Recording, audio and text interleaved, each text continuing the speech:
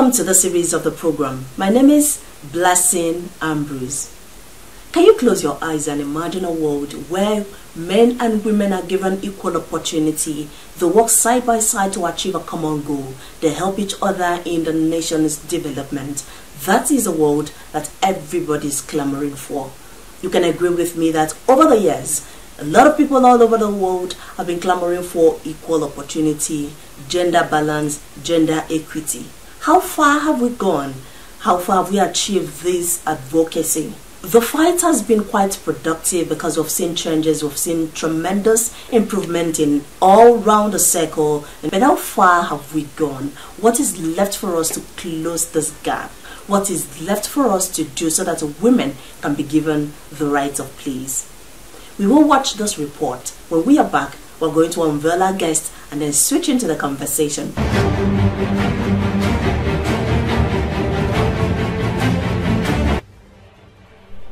Whenever the term gender is mentioned, many readily attribute it to the women folk who in many societies are challenged and often put in a disadvantaged position concerning the men. As a result, many women empowerment programs are being championed to cushion the effects of this subjugation on women. Despite inclusive policies, Nigeria has a long road to gender equality with records of death, poverty, and political disenfranchisement prevalent for women. Of 144 countries, Nigeria ranks 122nd in closing the gender gap. 1 in every 3 Nigerian women has suffered physical and/or sexual violence. Nigerian women only earn 77 cents of every dollar that men get for the same work. Women account for most of Nigeria's unemployment and underemployment. While women accounted for most of Nigeria's agricultural workforce, they represent only 13% of agricultural land owners. Political exclusion and education parity are some other gender issues experienced by Nigerian women. Nigeria's gross domestic product (GDP) could grow by 23% or $229 billion by 2025 if women took part in the economy to the same extent as men. Gender equality is a human right, but the world faces a persistent gap in access to opportunities and decision-making power for women and men. Globally, women have fewer opportunities for economic participation than men, less access to basic and higher education, greater health and safety risk, and less political representation. Guaranteeing the rights of women and giving them opportunities to reach their full potential is critical not only for attaining gender equality, but also for meeting a wide range of international development. Gender-based violence is a persistent issue infecting the entire world. Female genital mutilation, FGM, rape and assault, trafficking, honor-based violence, breast ironing, etc. Political representation. Men hold most of the world's power. According to UN Women data from September 2022, there were 28 countries where 30 women served as heads of state and/or government. At this rate, it will take another 130 years to reach gender equality in the highest position of power. Worldwide, women remain underrepresented at all levels of decision-making. Representation of trans people is also essential to gender equality worldwide. Human trafficking affects all gender, but not in the same way. Women hold just 26.5% of parliamentary seats as of January 2023, but only in 13 countries, mostly in Europe. How do we close this gap? How close are we to achieve gender equality? What is expected of a woman for her to be given the full right of place? How can we eradicate these limiting factors?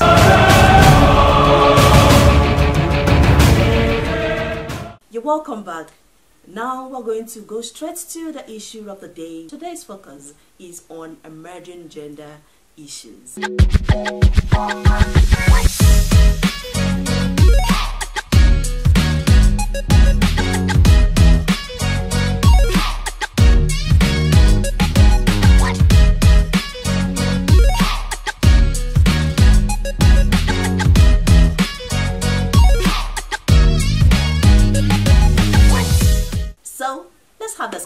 conversation, and trust me, it's going to be engaging, it's going to be compelling, thrilling, and witty show. Don't miss out. Call your friends to come close and watch this exciting episode. My name is still Blessing Ambrose, and I'll be anchoring the segment. Each and every one of us will have an opening statement before I fire the shots, and I know you are capable of receiving the bullets. So when we talk about gender, we are talking about male and female, at least in Nigeria, male and female. So we now look at marginalization, and we have seen it in the video. It's straightforward. So when we talk about gender-based violence, fine, some people will say even wives beat their husband. But when you look at the percentage, does it relate? In some parts of the country, a 9-year-old girl can go ahead and marry. I'm not against that. All I'm saying is, a 9-year-old boy, can he go and marry too? What would they be living on? Now, there's a policy that NPC launched 2022, and in there they wrote it that the issue here is the patriarchal system in Nigeria. Now, we are not against it. We are only saying, hear our voice. Listen to us and understand us. I want to stress that gender issues does not only affect Nigeria, does not only affect West Africa, does not only affect Africa as a continent, but it's a global issue. And we must continue to tackle it as that. Now, according to research, nearly two-thirds of the world population, that is 781 million of women are illiterate. And this research the figures have not changed 2 decades back. So which means 2 decades back, we are still where we are. When we look at gender issues, we must tackle the foundation. And that foundation, ladies and gentlemen, is education. We must go to the foundation, begin to educate our girls. Begin to educate our girls in order for them to come up higher in the society. And not only that, in order for them to be able to take a place on the table. Because if they are not educated, ladies and gentlemen, and then there is a position somewhere, how do they get there? I must take an example. The day it was passed to law in the United Kingdom that women have the right to vote, it was a parliament that sat with all men. So we must applaud the he for she. People that are taking decision, deliberate decision, in order for us to change all these. Just looking at that, the video, a clip that was done, in order for us to change all this. I appreciate the fact that policies, procedures, or whatever, but we really need to go to the foundation. Even with that, let's just even highlight some things. Religious issues. In my religion, we are not allowed to do this. In my culture, we are not allowed to do this. And so that brings about stigmatization. We have a lot of barriers that are facing our gender, and we need to begin to pick them one after the other. 2003 Beijing Conference for Women. There were very lofty objectives that came out of that conference. One of them was to empower women in decision-making, both national and international. We also look at the cultural factors that affect women, especially in Africa. For example, how come that female children cannot inherit a property when their father dies? I also look at the 2006 national gender policy in Nigeria, where 35% affirmative action is given to women to be represented in governance process. When I look at all these provisions, and I now look at the 10th Senate, how many women do we have there? We have about 15 out of 423 parliamentarians. I now realize that the problems that a modern woman is facing, these problems can be solved if only these men have access to legislations. But how would this problem be solved when only a fraction, 0.25% of them are in decision making? So I now realize that this is where the problem lies. Let's take political parties, for instance. How do we get this 35% affirmative action to women? In every state, we have about 3 senatorial districts, and in some states, we have about 7 federal constituencies. Why is it that political parties cannot give one of the senatorial districts or 2 of the federal constituencies to women? Let that be a policy of political parties, so that we can have these women where they can influence policies affecting them. We said the women are not getting it right.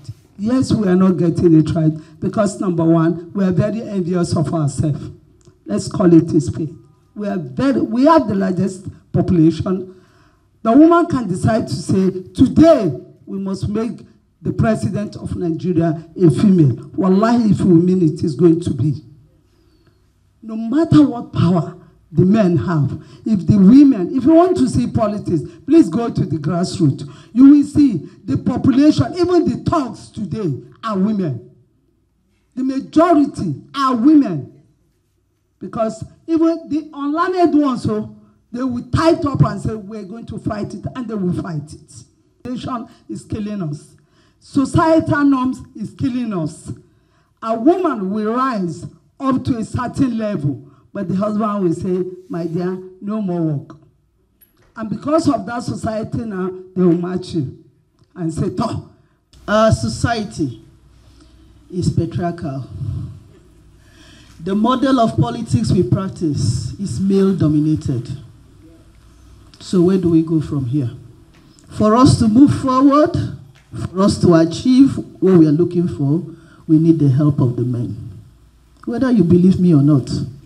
When you see a confident girl child, look at her very carefully. She has a good relationship with her father, or she has a mentor or a sponsor who is a father, who is a male. Growing up, my father would say to me, there's nothing you cannot achieve. And I grew up very confident. I had challenges, yes. But each time I realized my father was behind my back, I ventured into all manner of things. Growing up again, getting married to a wonderful man who says to me, you had a dream before I married you. You must actualize those dreams. And he has become a strong support base for me. Yeah. So all I'm saying here, we need the help of the men. We need strong legislations. We're talking about 35%. You want to go out for politics? The women are all there. They come out early in the morning, some of them with their children behind their backs. The votes, they don't go home, they sit down there, the votes are counted. And then you begin to ask yourself, why are those numbers not translating to positions?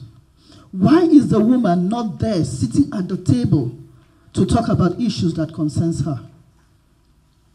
There's a lot to be said. And I believe that as we continue to have these conversations, we'll be able to surmount these barriers. And there's another barrier that is quiet. We're not looking into it, but I think we should begin to have these conversations. Where you say the form is free for the woman. I give you an example. You're going to run for governor. The expression of interest form is 1 million. The man pays for it, the woman pays the 1 million. But the nomination form is 40 million. And you say it's free for the woman. Please just think about it psychologically. Do you think the woman is standing on the same level with the man? No. The man has already spent 40 million. The woman has it free of charge. We can't sit on the same table to have a conversation. You're already disadvantaged before you even get into the race. There is a strong business case for investing in women, for including women. And so this is not just about fairness. It's not about asking for handouts like, oh, please allow women. That's not what we're talking about. It's not just about a moral imperative, like, oh, it's a good thing to do. We're saying that even strategically speaking, research has shown that when there are diverse voices on the table, there is more innovation, there is more productivity, there is more societal success, and communities are safer when there is cohesion between both genders. So the conversation about equality is not about sameness as in men and women are the same. I have a daughter and a son. They are not the same. I don't expect them to be. They're never going to be. I don't think I'm the same as my husband. But I'm saying that being different, being a woman, should not be a disadvantage. So this idea that is pervasive, when we think about the boy child giving preference in education over the girl child, how did the parents come to that conclusion? It's a sociocultural construct. Somebody has been saying something to you since you've been born, that the man is synonymous to dominance, to aggression. Who said so?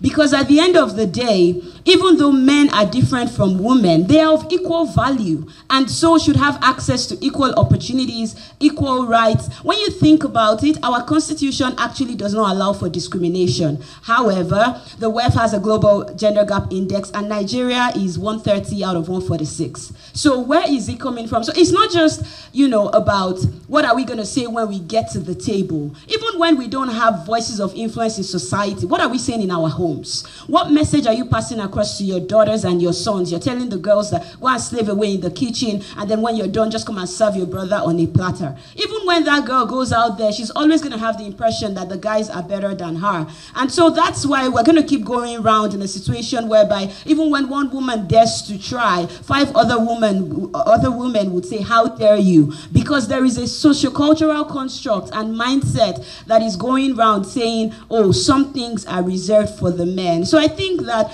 this conversation, while our politicians are doing their best as they get the opportunities, those of us who are not even at those seats yet can begin to do our best in our homes, in our classrooms, in the boardrooms. According to the World Economic Forum, if we continue at this rate, it's going to take another 131 years to close the gender gap. Can we really afford to wait?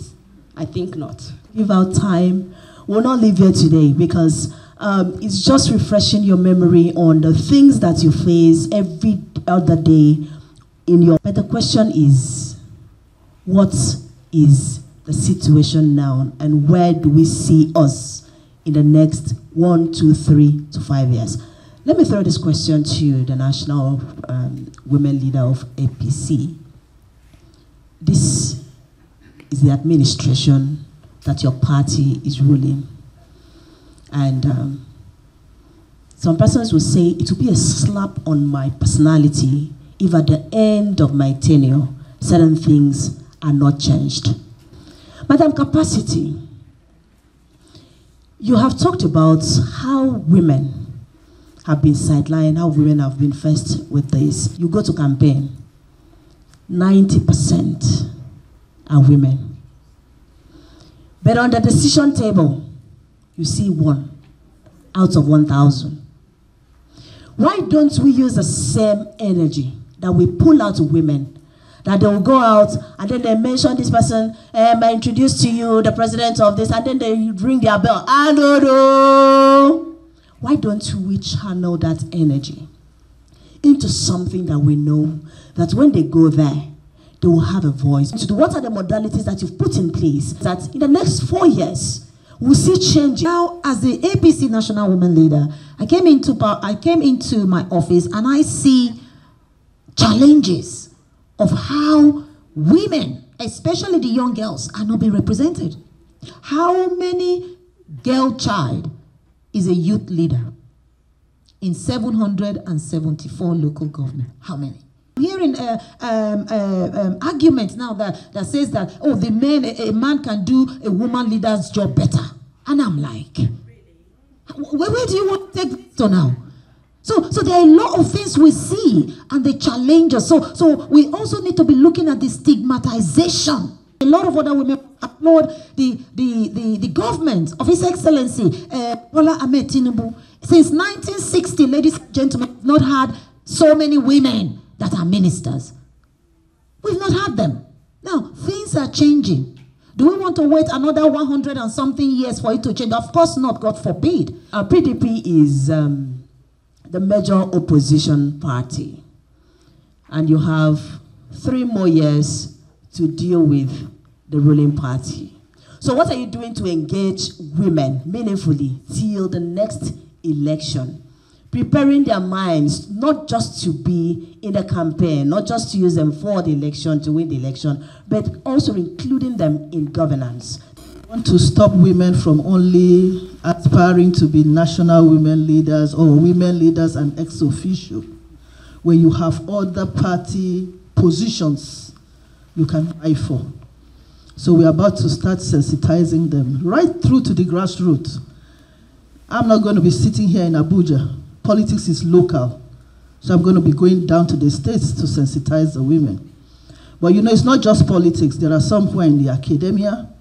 There are others in other sectors, universities, engaging the young people to say, listen, as soon as you graduate, you don't need to wait for government. There are a lot of things you can do. National Population Commission. You are the Assistant Director of Population Management. You have, I don't know how much work you have done to go down to the grassroots, because most of these things happen in the grassroots. Here, we are enjoying. Most of you can see the surprise that on people's faces when we talked about the breast ironing. What is the commission doing to go down and then eliminate all these things? Do we have statistics of girls that are out of school? Because if you do not have, if you have it, that is when you can approach the government and say, okay, this is the statistics. It is so alarming that out of 1,000 girls, we have just 200 girls in the school. That's a disaster. Because if you don't manage it now, in the nearest future, the future might be tomorrow, it gets worse. It will affect that your child that we think we're giving the best life. Aside census that we do, that we have to do at least 100% counting and other necessary data on population and housing census, we do other survey, like NDHS. Aside NDHS, we have education data survey, like you said. We work with Ministry of Health too, and Ministry of Education. Now, under education data survey, we have out-of-school data and dropouts. Aside that one, we have VASA. VASA is verbal autopsy on under 5, and our baseline is DHS. Now, if there's any report on deaths of under 5, we want to know the cause aside medical. What could have caused it? Maybe any cultural norms could have caused it. So we have other data that we use, and we form policy too for government using this indicator. So what advocacy do you have as he for she to ensure that men, thank God, I salute all the men in this hall. Thank you so much for coming.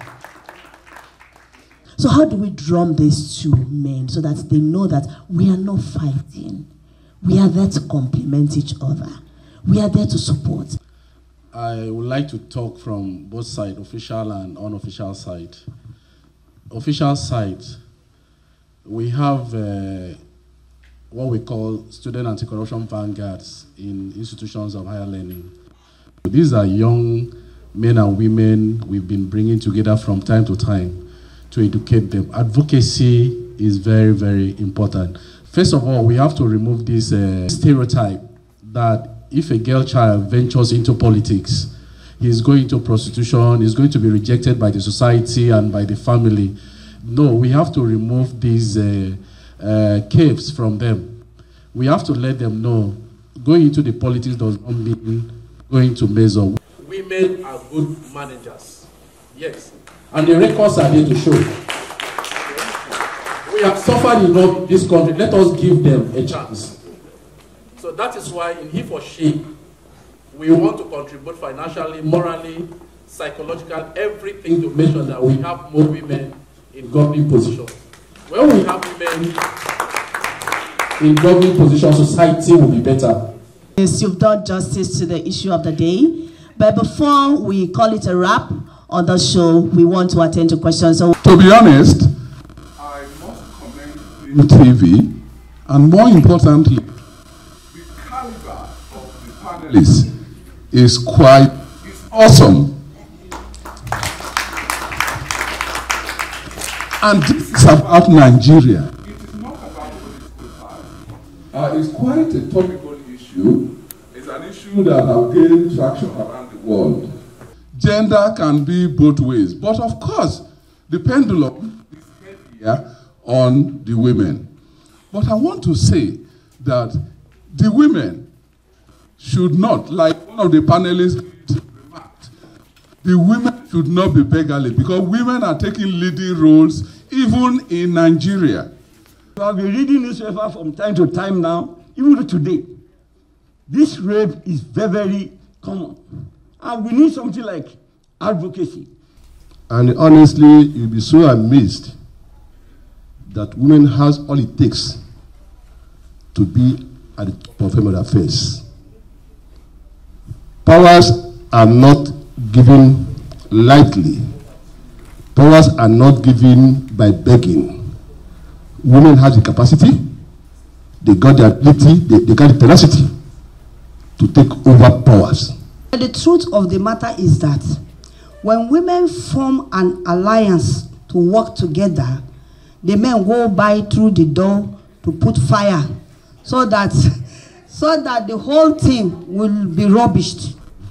When the host, Mrs. Blessing, made mention of how to make sure that the gap between the male and the female is bridged by making sure that the time frame that has been given is cut, so that brings to mind the power of multiplication. As a student leader from my institution and the president of the Student Anti-Corruption Vanguard, we had a case of molestation of a female by a staff. Now, we intended to take that, not like we intended, we actually took the lecturer was invited by the disciplinary committee, and measures were being taken in place to make sure that adequate punishment was given to such a staff. But we got to a point where the person that's the girl that was molested by the staff, told us that she no longer wanted to go on with such case. Now, bringing that to what we've been discussing so far, how do we, as those who want the female gender to thrive to extent of excellency, how can we give them that support if they do not want such? Thank you. The commission is not taking lightly when it comes to sexual harassment issue. Gone are the days when students were being molested on campuses and other workplaces. So many lecturers are standing trials right now, like the latest one that happened in the University of Calabar is ongoing right now.